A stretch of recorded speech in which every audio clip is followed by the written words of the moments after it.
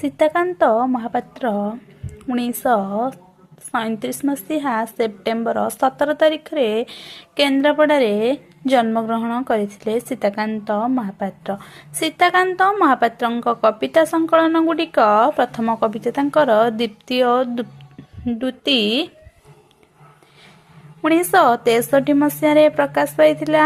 ସେଥିରେ 47ଟି କବିତା ଅଛି ଦ୍ୱିତୀୟ ଦ୍ୟୁତି କବିତା ସଂକଳନରେ। ତାପରେ ତାଙ୍କର ଅଷ୍ଟପଦୀ 1967ରେ ପ୍ରକାଶ ପାଇଥିଲା। ତାପରେ ଶବ୍ଦର ଆକାଶ 1971ରେ ପ୍ରକାଶ ପାଇଥିଲା।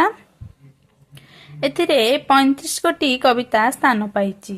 ତାପରେ ତାଙ୍କର ସମୁଦ୍ର 1977ରେ, ତାପରେ ଚିତ୍ରନଦୀ 1979ରେ, ଆରଦୃଶ୍ୟ 1981 ମସିହାରେ, ତାପରେ ଆଉ ଏକ କବିତା ସଂକଳନ ସମୟର ଶେଷ ନାମ 1984 ମସିହା, କାହାକୁ ପୁଛିବାର କହ 1987 ମସିହା, ଚଢ଼େଇରେ ତୁ କି ଜାଣୁ 1990 ମସିହା, ତାପରେ ଆଉ ଏକ କବିତା ସଂକଳନ ଫେରିଆସିବାର ବେଳ 1991, ଆଉ ଏକ ବର୍ଷା ସକାଳ 1983ରେ ପ୍ରକାଶ, ସୀତାକାନ୍ତଙ୍କ ଶ୍ରେଷ୍ଠ କବିତା 1992ରେ ପ୍ରକାଶ, ପଦଚିହ୍ନ 2004ରେ ପ୍ରକାଶ, ସାରା ଜୀବନ ଲୁକଟା 2004ରେ ପ୍ରକାଶ।